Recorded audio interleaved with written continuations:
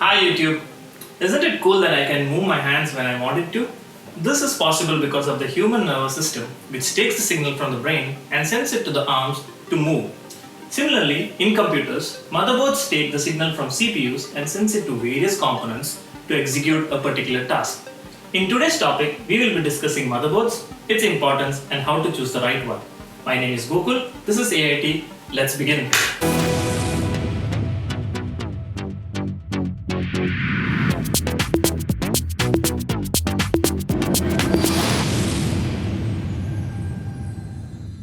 Hi Gokul, today I want to learn about motherboards. Can you please start from the basics?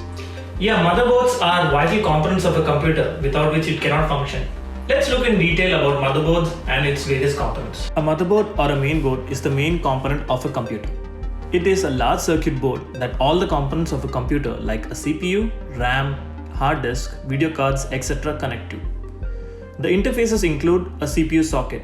A CPU socket is the connector of a motherboard that houses a CPU and forms the electrical interface or a connection with the motherboard. Intel and AMD, which are the primary CPU manufacturers, use different and incompatible sockets. The latest socket from Intel is the LGA1200, while AMD has the AM4 socket. Then we have the memory slot. This is where the memory modules or the RAM is installed.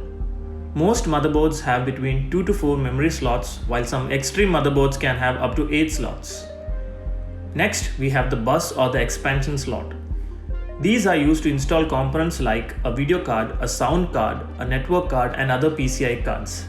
Some of the modern motherboards also include a M.2 slot. This is a new interface to attach a M.2 SSD which can achieve very high read and write speeds.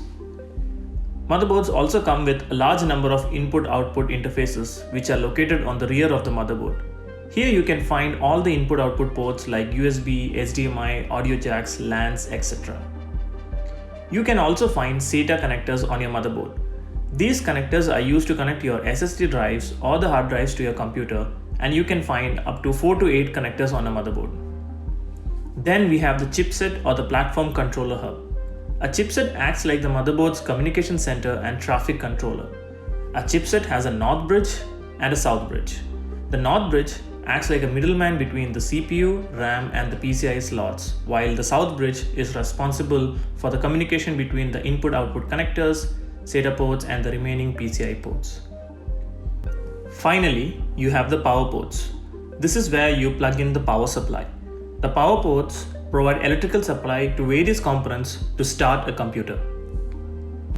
Oh cool, I never realized that motherboards could do all these tasks. What brands should I look for?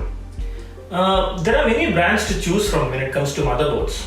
However, I would recommend the following: Asus, ASRock, Gigabyte, and MSI. These brands manufacture motherboards in form factors varying from ATX to Mini ITX. They also build good boards for gaming, overclocking, and good aesthetics. What is ATX and ITX and how is that relevant to me? Motherboards come in many shapes and sizes. However, there are 3 primary sizes or form factors. The most common form factor is the ATX. ATX stands for Advanced Technology Extended, and these boards have a dimension of 12 by 9.6 inch. Then we have the Micro ATX, which is a smaller sibling and has a dimension of 9.6 by 9.6 inch. Finally, we have the Mini ITX.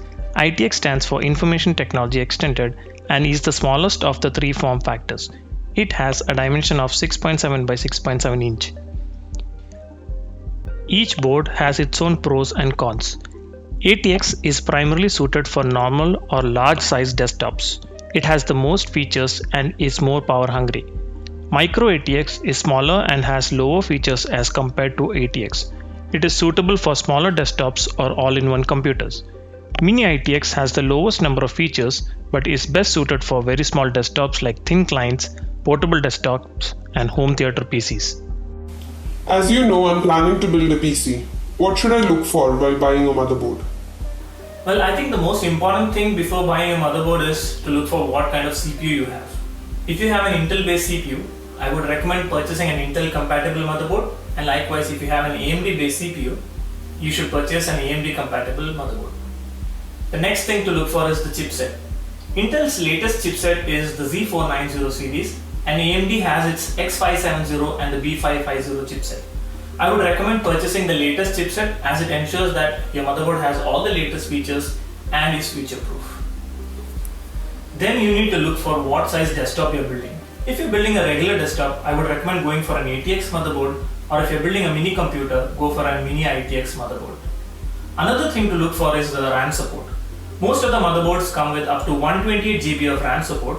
However, if you need more, you need to go for a motherboard with higher memory support. And if you're into features like built-in Wi-Fi, high-speed LAN, Type-C USB, etc., one thing to consider is only the top motherboards have all the bells and whistles. Finally, if you're into aesthetics, there are pretty cool motherboards with RGB lighting and other features. One thing to note is that the more number of features, the higher will be the price of the motherboard. So only purchase a motherboard that fulfills all your requirements. Thanks, man. That made a lot of sense. I now have a better idea of motherboards and its features. So hope you guys liked the video, and if you did, please subscribe to the channel as we'll be coming up with more videos in future.